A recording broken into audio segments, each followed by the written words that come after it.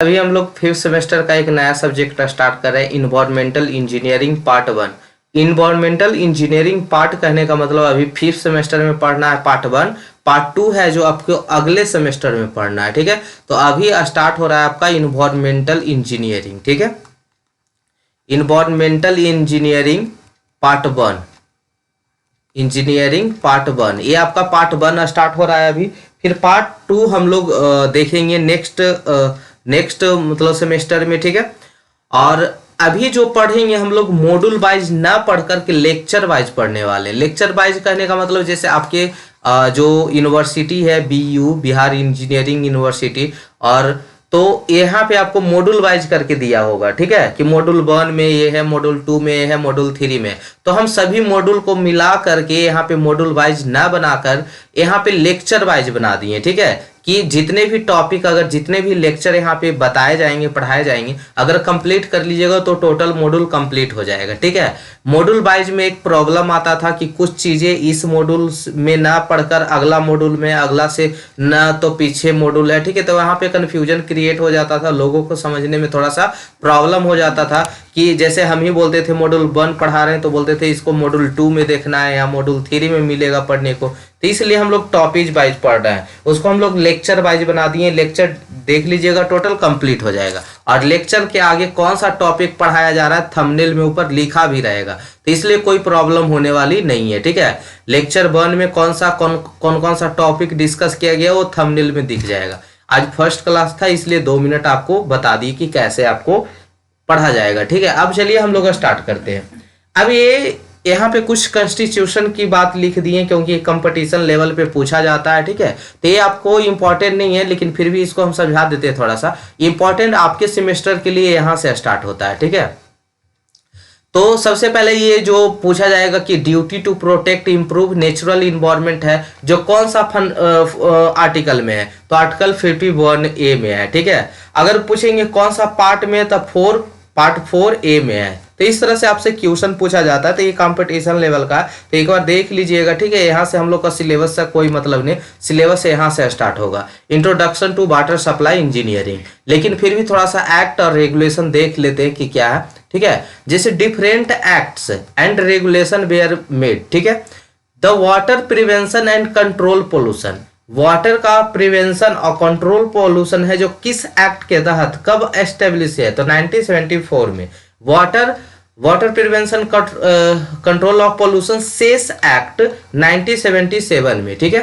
The air prevention and control of pollution act 1981 में। तो इस तरह आपको याद कर लेना है। इन्वायरमेंटल प्रोटेक्शन एक्ट 1986 में, biomedical waste management and handling rule 1998 में, ठीक है। तो इस तरह से याद कर लीजिएगा। अब अपना सिलेबस की ओर बढ़ते हैं, हम लोग यहाँ से स्टार्ट करते हैं। Introduction to water supply engineering.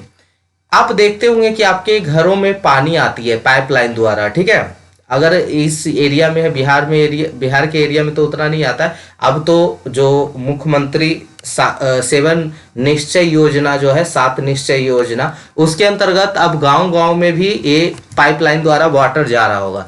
तो अभी तो हम लोग के एरिया में ऐसा बहुत सारा ग्राउंड वाटर अवेलेबल है, इसलिए मोटर द्वारा पानी निकालकर हम लोग को घरों घर पहुंचाया जाता है। लेकिन जिस जैसे कुछ हरियाणा के एरिया में हो गया या दिल्ली यहाँ क्या बोलते हैं उसको, मतलब दिल्ली वगैरह में कहीं कहीं वहाँ भी पानी अवेलेबल है। मतलब बहुत सारा एरिया ऐसा है जिसको ग्राउंड वाटर अवेलेबल नहीं है, उसको नदी या तालाब या नहर द्वारा उसको पानी ला करके उसका ट्रीटमेंट करके यानी उसको सप्लाई करके हम घरों घर पहुँचाते हैं, ठीक है। तो introduction to water supply engineering की बात करें तो सबसे पहले वहाँ की हम बात कर रहे हैं जहाँ पे हम नहरों द्वारा, नदियों द्वारा या और कहीं द्वारा जहाँ पे पानी का अवेलेबल है, सोर्स अवेलेबल है, वहाँ से हम क्या करते हैं, पानी को इनटेक स्ट्रक्चर, जहाँ से हम पानी को सप्लाई करेंगे, ठीक है। इनटेक मतलब होता है जहाँ से हम पानी उठा रहे हैं। पाइपलाइन द्वारा आप पता है कि पानी तो पाइपलाइन द्वारा ही जाएगी, तो पंपिंग स्टेशन में जाता है, पंपिंग स्टेशन से फिर ट्रीटमेंट स्टेशन में जाता है। ट्रीटमेंट स्टेशन कहने का मतलब कि वहाँ पे कौन कौन सा उसमें ट्रीटमेंट दिया जाएगा। जैसे वाटर होता है तो वाटर में देखते होंगे कि पानी का कलर अगर चेंज है उसका ट्रीटमेंट किया जाएगा। उससे कुछ गंध आ रहा है जिसको ऑर्डर बोलते हैं, टेस्ट एंड ऑर्डर, ठीक है। Test and order, test and order का मतलब पहले देखिए स्टार्टिंग से लिखते हैं। मान लीजिए उसमें कोई सॉलिड है, पानी का हम ट्रीटमेंट कैसे करेंगे, तो मान लीजिए उसमें कोई सॉलिड है, ठीक है, तो सॉलिड है तो उससे हम बाहर निकालेंगे। सॉलिड मतलब उसमें कुछ कागज का टुकड़ा हो, पत्ता हो, या कोई पॉलिथीन रैपर वगैरह कुछ भी हो उसमें सॉलिड में, ठीक है, तो उसको हम स्क्रीनिंग द्वारा मतलब छान कर बाहर निकालते हैं। ऐसा घर में खुद भी आप करते होंगे कि एक बाल्टी पानी था, उसमें कुछ टुकड़ा गिर गया, तो उसको आप कैसे करेंगे, तो छान कर करेंगे, ठीक है। तो ये हो गया सॉलिड रहेगा तब। अच्छा, सॉलिड में भी बहुत सारा सॉलिड रह सकता है, कोइलाइडल सॉलिड या सस्पेंडेड सॉलिड, ठीक है। इसमें घुला हुआ जैसे नमक घोल देंगे, तो नमक घोल दिए पानी में तो क्या हो गया, आप उसको छान कर नहीं निकाल सकते, फिर दूसरा टेस्ट वहां पे करना पड़ेगा, ठीक है। तो उसी तरह से कि सॉलिड है तो उसको हम ट्रीटमेंट करके बाहर निकालेंगे, पहला हो गया सॉलिड।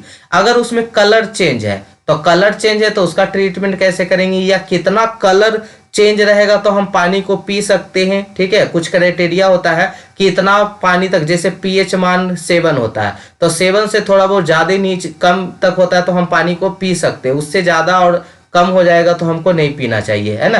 तो ऐसा ऐसा हम लोग क्राइटेरिया आगे पढ़ेंगे, अभी बस समझा रहे हैं। सॉलिड हो गया, कलर उसमें रहे। टेस्ट एंड ऑर्डर की बात करें, अगर आप पी रहे हैं पानी या टेस्ट उसका खारा लग रहा है तो आप नहीं पीते हैं, अगर उसको सप्लाई करके पिए तो फिर हम पी सकते हैं उसको, ठीक है। टेस्ट ऑर्डर मतलब उससे कुछ गंध आ रहा है, ठीक है, पानी से बदबू कुछ आ रहा है, फिर भी आप नहीं पिएंगे, ठीक है। तो इस तरह से ये फिजिकल आपका टेस्टिंग हो गया, ठीक है। उसी तरह से केमिकल होता है, बायोलॉजिकल होता है। तो इस तरह से उसमें एरिएशन प्रोसेस, अगर उसमें गंध है तो एरिएशन प्रोसेस द्वारा उससे हम लोग क्या करते हैं, बाहर निकालते हैं। तो ये हो गया आपका ट्रीटमेंट प्रोसेस, ठीक है। ट्रीटमेंट प्रोसेस के बाद उसको हम सर्विस रिजर्वायर में लाते हैं, जहां पे पानी को स्टोर करते हैं। पानी स्टोर करने के बाद पाइपलाइन द्वारा डिस्ट्रीब्यूशन नेटवर्क, यानी हम घरों घर क्या करते हैं, पहुंचाते हैं, ठीक है। सिटी में हम ले जाते हैं पानी को पाइप द्वारा, और सभी के घरों में क्या करते हैं, पानी को पहुंचाते हैं। तो ये अपना प्रोसेस चलता है एक, है ना।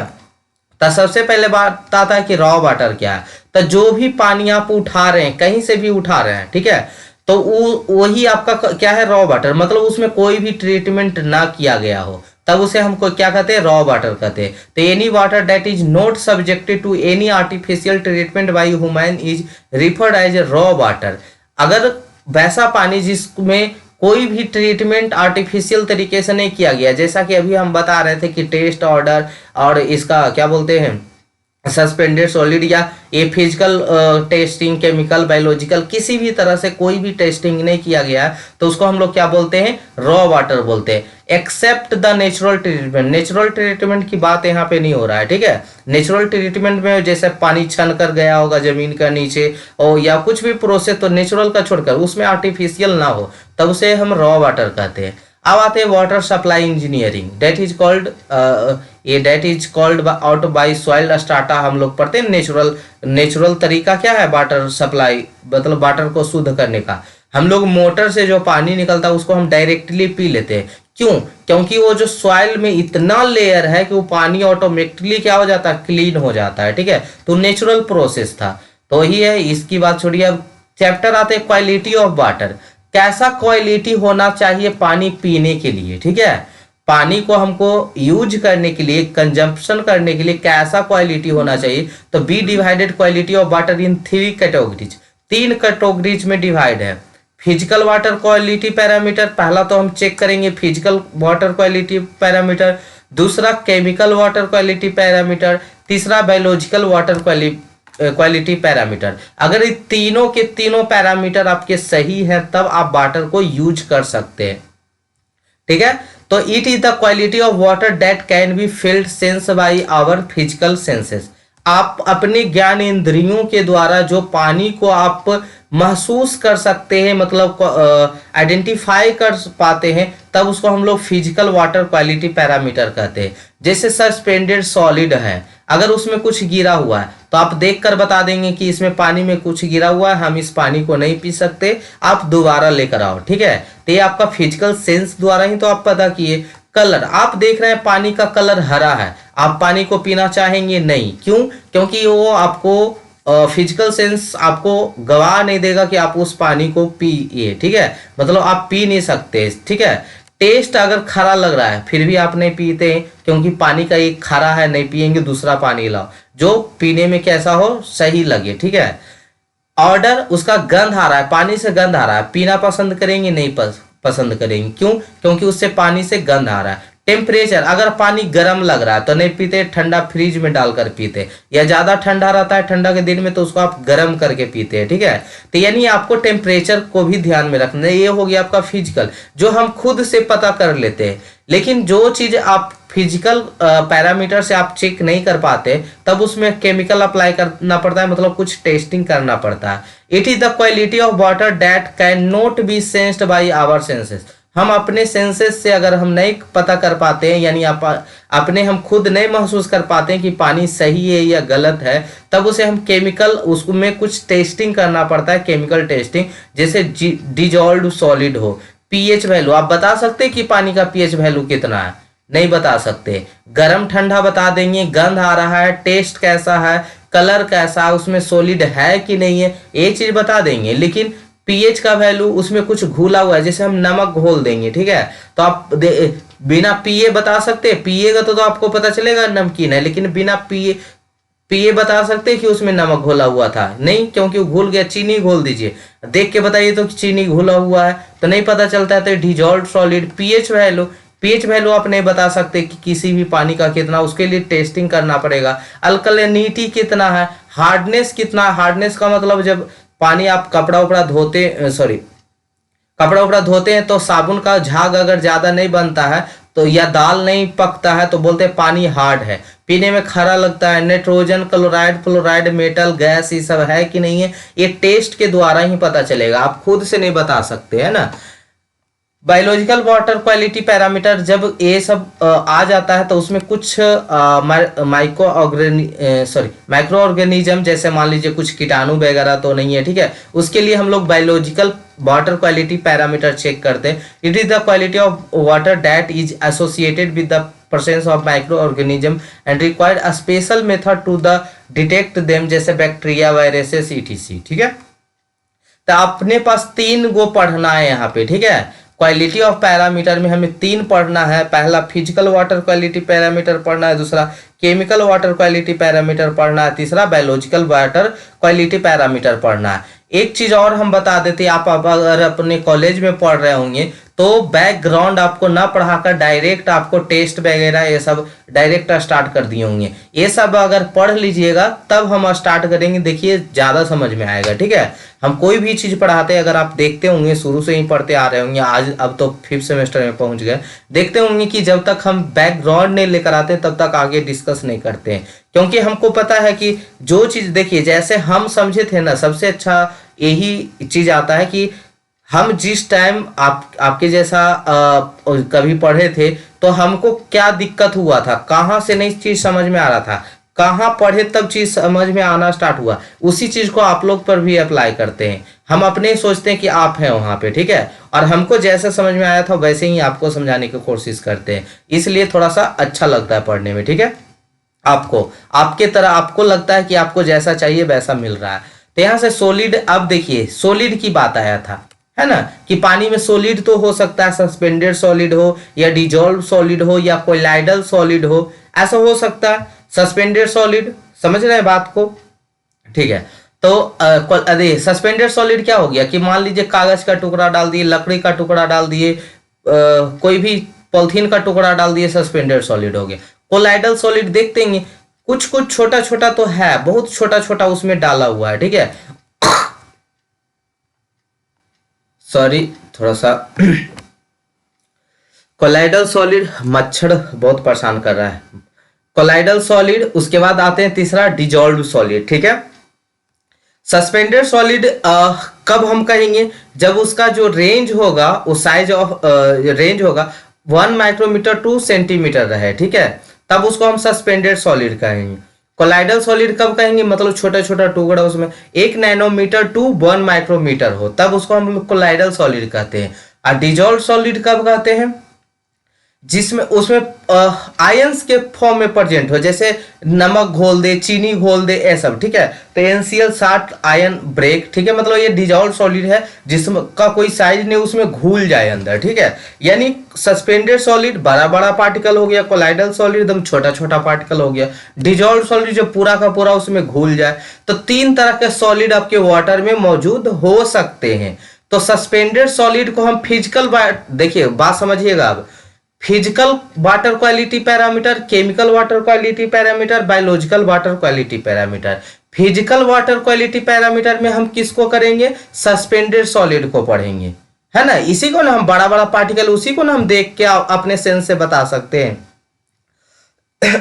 तो ये साइज के हिसाब से हो गया, ये क्लासिफिकेशन हम जो सॉलिड का किए वो साइज के रिस्पेक्ट में हुआ। अब हम बात करते हैं क्लासिफिकेशन बेस्ड ऑन टाइप्स, कितने टाइप्स के सॉलिड हो सकते हैं। तो पहला हो गया इनऑर्गेनिक सॉलिड, दूसरा हो गया ऑर्गेनिक सॉलिड, है ना। दो तरह के सॉलिड आप जानते हैं, इनऑर्गेनिक क्या होता है, ऑर्गेनिक क्या होता है, नहीं जानते तो थोड़ा बहुत नीचे डिस्कस भी कर दिए, ठीक है। तो classification based on types, inorganic solid, organic solid. Organic solid में नॉन बायोडिग्रेडेबल और बायोडिग्रेडेबल, ठीक है। ऑर्गेनिक सॉलिड भी दो तरह के होता है। अगर हम इनऑर्गेनिक सॉलिड की बात करें तो जनरली 9% ऑफ कार्बन, जिसमें कार्बन की मात्रा प्रेजेंट ना हो, जैसे clay, silt, sand, gravel, aluminium, diamond, ये सब क्या है? इनऑर्गेनिक है। ऑर्गेनिक क्या हो गया? तो percent of carbon with nitrogen, hydrogen, phosphorus, oxygen, ये सब हो गया, इसको हम लोग क्या बोलते हैं? ऑर्गेनिक बोलते हैं। अगर बायोडिग्रेडेबल की बात करें तो solid means which can decomposed by the help of micro organism, ठीक है। माइक्रो ऑर्गेनिज्म के हेल्प से डिकम्पोज्ड हो सकता है एक लिमिटेड टाइम ऑफ पीरियड में, तब उसको हम बायोडिग्रेडेबल बोलते हैं। और नॉन बायोडिग्रेडेबल क्या हो जाएगा? जो डिकम्पोज नहीं होगा with help of the micro. तो साइज ऑफ और टाइप्स ऑफ दोनों पे सॉलिड देख लिए, ठीक है। अब आते हैं फिजिकल वाटर क्वालिटी पैरामीटर को, यहां से स्टार्ट करते हैं। जो तीन टाइप का हम लोग पैरामीटर देख रहे थे ना, पहला फिजिकल देख रहे थे, दूसरा केमिकल और तीसरा बायोलॉजिकल। अब फिजिकल वाटर क्वालिटी पैरामीटर को यहां से पढ़ना स्टार्ट करते हैं। तो सबसे पहले फिजिकल में क्या क्या देखे थे जो याद कीजिए। फिजिकल में क्या क्या देखे थे, क्या क्या चीज आप देख सकते हैं? तो सस्पेंडेड सॉलिड देख सकते हैं, पानी में कोई चीज गिरा हुआ है उसको देख सकते हैं, उसका कलर देख सकते हैं। कलर कहता, कलर देखिए, तो सस्पेंडेड सॉलिड के बारे में पढ़ेंगे फिजिकल में, कलर के बारे में पढ़ेंगे, तीसरा टेस्ट के बारे में पढ़ेंगे एंड ऑर्डर के बारे में पढ़ेंगे। टेस्ट मतलब खारा लग रहा है, मीठा लग रहा है, कैसा, ऑर्डर गंध है कि नहीं है। चौथा हम टेम्परेचर के बारे में पढ़ेंगे। इतना ही था और कुछ था? तो ये सब पॉइंट पढ़ लेंगे तो फिजिकल वाटर क्वालिटी पैरामीटर क्या हो जाएगा? क्लियर हो जाएगा। फिर हम लोग केमिकल में चलेंगे, फिर उसी तरह से बायोलॉजिकल में चलेंगे। तो सस्पेंडेड सॉलिड की बात करें तो इसमें कितना सॉलिड था? इनऑर्गेनिक सॉलिड था, ऑर्गेनिक सॉलिड था, ठीक है। उसी का नाम फिक्स सस्पेंडेड सॉलिड है, उसी का नाम नॉन वोलेटाइल सस्पेंडेड सॉलिड है, ठीक है। तो same in the classification of dissolve solid, इसी तरह से डिजॉल्व सॉलिड का क्लासिफिकेशन होता है, ठीक है। तो ये सब बात की बात है। चलिए अब यहाँ पे वोलेटाइल क्या है, नॉन वोलेटाइल क्या है, ये सबको हम पहले से आपको पता होना चाहिए, लेकिन फिर भी हम यहाँ पे लिख दें कि वोलेटाइल सॉलिड क्या है। तो दो solid which can vaporise and convert into the vapour form, वैसा सॉलिड जो वेपराइज गर्म करने पे वो वेपराइज हो जाए और वेपर फॉर्म में कन्वर्ट हो जाए, मतलब वाष्प बन जाए, तो उसके वोलेटाइल सॉलिड बोलते हैं। नॉन वोलेटाइल क्या है? जो वेपराइज नहीं हो सकता है, जो वेपर फॉर्म में कन्वर्ट नहीं हो सकता है, उसको हम लोग क्या बोलते हैं? नॉन वोलेटाइल सॉलिड बोलते हैं, ठीक है। तो अब आते हैं suspended solid. Any solid that is induced in water due to organic or inorganic sources like clay है, silt है, sand है, gravel है, plant है, fiber है, algae है, कुछ भी रहे, ठीक है। पानी में अगर क्ले है, जैसे मिट्टी है, सिल्ट है, सैंड है, ग्रेवल है, प्लांट यानी छोटा छोटा पौधा का पत्ती है या कागज है, कुछ भी रहे तो सब क्या है? सस्पेंडेड सॉलिड है, ठीक है। अच्छा, इससे क्या, अगर आपके पानी में सस्पेंडेड सॉलिड रहेगा तो आपको क्या इंपैक्ट पड़ेगा, आपको कैसा महसूस होगा? तो सबसे पहले तो फिर साइकोलॉजिकल इफेक्ट, आपको पीने का मन नहीं करेगा, आप पिएंगे ही नहीं। आपको पानी में कुछ सामने में गिरा कर दे दे, आप पानी पिएंगे नहीं पिएंगे। Promote the growth of micro organism, micro organism को ग्रोथ होने में क्या करेगा? हेल्प करेगा। लीड टू इनक्रस्टेशन, पाइप में पानी अगर जा रहा है तो उसमें सिल्ट है या ग्रेवल है या पेड़ पौधा या कुछ भी है, तो क्या होगा, धीरे धीरे जमा होते होते आपका पाइप को क्या कर देगा, बंद कर देगा। आपके पाइप को क्या कर देगा, बंद कर देगा। यानी धीरे धीरे, जैसे मान लीजिए कि ये पाइप था, एक सेकेंड, ये आपका पाइप था, इनिशियल में ये पाइप था, इसमें बहुत सारा पानी है, इसमें सस्पेंडेड सॉलिड। अब धीरे धीरे सस्पेंडेड सॉलिड क्या होगा, नीचे जमना स्टार्ट होगा। जमते जमते जमते जमते पाइप को आपको क्या कर देगा, चौक कर देगा, ब्लॉक कर देगा, ठीक है। तो ये आपका क्या हो गया, कुछ इंपैक्ट हो गया कि सस्पेंडेड सॉलिड रहेगा तो क्या इंपैक्ट पड़ेगा। तो पहला तो साइकोलॉजिकल इफेक्ट पड़ेगा कि आप उसको देखकर पीने का मन नहीं करेगा, आप पिएंगे नहीं। माइक्रो ऑर्गेनिज्म को प्रमोट करेगा ग्रोथ होने में। इनक्रस्टेशन होगा पाइप में सॉलिड का जम जाना, ठीक है, जम जाएगा। तो ये होगा मेजरमेंट ऑफ सस्पेंडेड सॉलिड।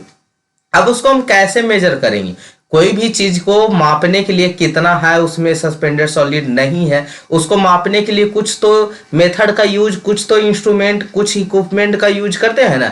तो ये टू मेजरमेंट, ठीक है। सस्पेंडेड सॉलिड मापने का दो तरीका है, एक तो ग्रेवोमेट्रिक टेक्निक है, दूसरा फिल्टर पेपर टेक्निक है। तो ग्रेवोमेट्रिक टेक्निक तो बहुत पुराने जमाने का, ये पहले ही बंद हो चुका है। अब नया जो है फिल्टर पेपर टेक्निक का हम लोग यूज करते हैं। तो in this method weight of particle is noted to the mark their presence in water. कितना पार्टिकल उसमें मौजूद है उसको मेजर करते थे। आज के दिन में ये यूज नहीं किया जाता है, ये टेक्निक का यूज नहीं किया जाता है। आज के जो टेक्निक यूज किया जाता है वो फिल्टर पेपर टेक्निक है। इसमें हम लोग क्या करते हैं, in this method we pass water through filter paper and heat the residue left over paper to measure the amount of suspended solid concentration। हम किसी भी फिल्टर पेपर से उसको क्या करते हैं, पानी को छान देते, उस पर कितना अमाउंट ऑफ सस्पेंडेड सॉलिड है उसका हम मेजर कर लेते हैं, ठीक है। मोस्ट बॉडली यूज आज के दिन में यही यूज किया जाता है। और कैसे करते हैं यहाँ पे फिल्टर पेपर टेक्निक, उसको समझते हैं। सबसे पहले आप पानी है आपका जो वाटर था, एक गिलास आप वाटर लेकर आए, आपको समझाते हैं कैसे फिल्टर पेपर टेक्निक किया जाता है। सबसे पहले आप एक गिलास पानी लेकर आइए जिसमें सस्पेंडेड सॉलिड हो। अब उसको 105 डिग्री सेल्सियस पे उसको गर्म कीजिए। तो गर्म करने पे जितना भी पानी है सब वाष्प बनकर, वेपर बनकर सभी खत्म हो जाएंगे। उसमें क्या बचेगा, सिर्फ सस्पेंडेड सॉलिड बचेगा। सिर्फ क्या बचेगा, सस्पेंडेड सॉलिड बचेगा। अब उस सॉलिड को 600 से 650 डिग्री पे गर्म कीजिए। तो गर्म करने पे ऑर्गेनिक सॉलिड क्या हो जाएगा, वेपर बन के उड़ जाएगा। बचेगा क्या, इनऑर्गेनिक सॉलिड बचेगा। अब इसको क्या करना है, इनऑर्गेनिक सॉलिड को उसको फिर एक सेकेंड, इनऑर्गेनिक सॉलिड बचेगा। तो बताइए टोटल सॉलिड था आपके वाटर में, टोटल सॉलिड था। आप पहले उस 105 डिग्री पे गर्म किए, तो गर्म किए तो पानी उड़ गया, बाकी बचा suspended solid.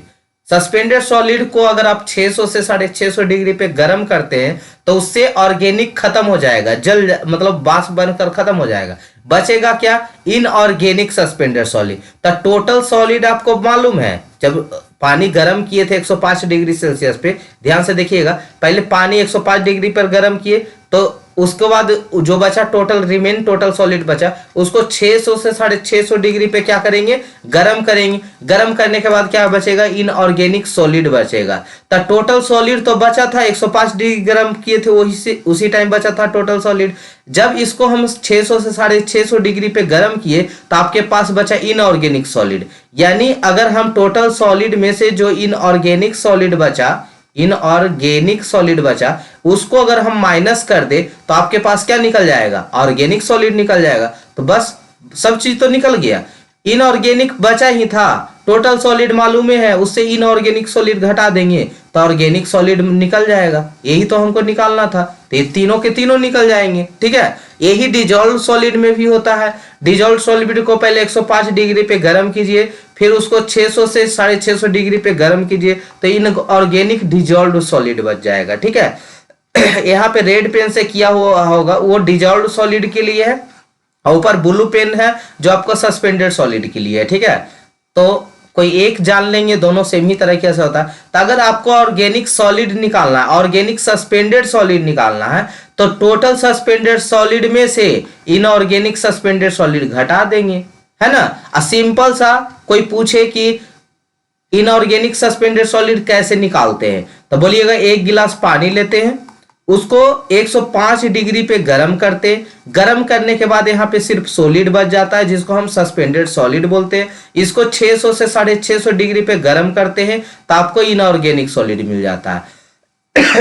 Sorry, organic suspended solid आपको निकालना हो तो सस्पेंडेड सॉलिड आपको पता है जो 105 डिग्री पे गर्म करने के बाद आया था, अब माइनस 600 से 650 डिग्री गर्म करने के बाद जो आया था, दोनों को घटा देंगे, यानी suspended solid minus inorganic suspended solid, बचेगा ऑर्गेनिक सस्पेंडेड। उसी तरह से डिजॉल्व्ड वाला में भी कर सकते।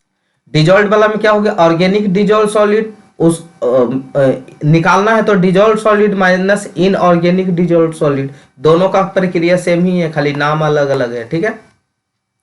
चलिए अब आते हैं नेक्स्ट टॉपिक अपना, परमिसिबल लिमिट कितना होना चाहिए। परमिसिबल लिमिट का मतलब समझ रहा है, कितना रहेगा तो हम पानी को पी सकते हैं। परमिसिबल मतलब कि अगर ऐसे, परमिसिबल लिमिट का मतलब मान लीजिए कि आपके यहाँ पानी नहीं है, आपके रात में आपके एरिया में कोई आपदा आ गया है, ठीक है, बाढ़ सुखाड़ या भूकंप या कोई आप फंसे हुए हैं, तो आपके पास पानी में अगर 30 मिलीग्राम पर लीटर सस्पेंडेड सॉलिड है तो आप पी सकते हैं। उससे ज्यादा पीना, एक बात कहावत सुने होंगे कि पानी में जहर है, आप प्यास बहुत जोर के लगा हुआ है तो पिएगा फिर भी मरेगा और नहीं पिएगा फिर भी मरेगा, ठीक है। तो वही बात है कि अगर इससे ज्यादा है तो आपको ऐसे भी बीमारी से मरना है और ऐसे भी मरना ही है, ठीक है। तो इतना तक आप पी सकते हैं, 30 मिलीग्राम पर लीटर तक, इससे ज्यादा है तो आपको नहीं पीना है, ठीक है। यानी हम वाटर को कब तक पी सकते हैं, उसमें अगर सस्पेंडेड सॉलिड है, 1 लीटर में अगर 30 मिलीग्राम सस्पेंडेड सॉलिड है तब आप पानी को पी सकते हैं, ठीक है। यही इसका क्राइटेरिया हुआ। Important point of suspended solid, important point कुछ है सस्पेंडेड सॉलिड से regarding. If sample is heat 105 degree Celsius, तब यहाँ पे 105 डिग्री सेल्सियस पर अगर आप पानी को गर्म करते हैं तो वहां से आपको वाटर का जो मोलिक्यूल एवोपरेट होगा, लेकिन सॉलिड जैसे वैसे ही रहेगा, सॉलिड में कोई भी चेंजेज नहीं होगा। सॉलिड कब चेंज होगा, जब इसको आप 600 से 650 डिग्री पर गर्म करेंगे। तो इफ सैंपल इज हीटेड 600 से 650 इन मफिल फर्नेस, मफिल फर्नेस का मतलब भट्ठी होता है जिसमें आग जोर से, मतलब हीट जिसमें ज्यादा हो, आप लोहार के यहाँ देखे होंगे। All the organic solid get vaporised and only inorganic solid remain in the system. अगर आप 600 से 650 डिग्री पे गर्म कर देते हैं फर्नेस में, तब आपके पास जो ऑर्गेनिक सॉलिड है वो वेपोराइज्ड हो जाएगा, बचेगा क्या, इनऑर्गेनिक सॉलिड, ठीक है। तो ये था आपका total points of suspended solid, ठीक है। अब हम लोग नेक्स्ट टॉपिक बढ़ेंगे, टर्बिडिटी क्या है, ठीक है। तो ये आपको नेक्स्ट लेक्चर में लेकर चलेंगे, लेक्चर 2 यहाँ से चलेगा, अभी लेक्चर 1 है आपका, ठीक है। और ये कॉपी वाला लेक्चर मत देखिएगा, हम जो लेक्चर ले रहे हैं वो लेक्चर देखिएगा, क्योंकि यहाँ पे छोटा छोटा लेक्चर में पढ़े थे, ठीक है। देखिए आपका 3 लेक्चर यहाँ देखिए, लेक्चर नंबर 3 है जो हम पढ़े थे, ठीक है। ये 3 लेक्चर में पढ़ाया गया था जिसको हम आपको एक लेक्चर में पढ़ा दिए। एक लेक्चर में ये तभी संभव हुआ जब हम नोट्स से पढ़ा रहे हैं, समझिए एक डिजिटल बोर्ड की तरह चल रहा है। डिजिटल बोर्ड में क्या होता है, वहां भी सारा चीज लिखा हुआ रहता है, बस उसको समझाते चले जाते हैं। यहाँ हैंड रिटेन है, वहां पे डिजिटल होता है, ठीक है ना, बस इतना ही अंतर है। तो कोई दिक्कत नहीं। चलिए लेक्चर नंबर 2 में हम लोग टर्बिडिटी स्टार्ट करेंगे, ठीक है। और आई होप सभी सब्जेक्ट को आप पढ़ पा रहे होंगे अच्छे से, क्लियर है। अपना रिस्पांस भी दीजिएगा, आपको फीडबैक भी दीजिएगा, कैसा आपको लग रहा है, क्या स्पीड क्या चाहिए, या और एक्सप्लेनेशन की ज़रूरत है, या जो भी आपके मन में कुछ डाउट है आप बेझिझक बोल सकते हैं, ठीक है। ठीक है, थैंक यू सो मच यहाँ तक बने रहने के लिए।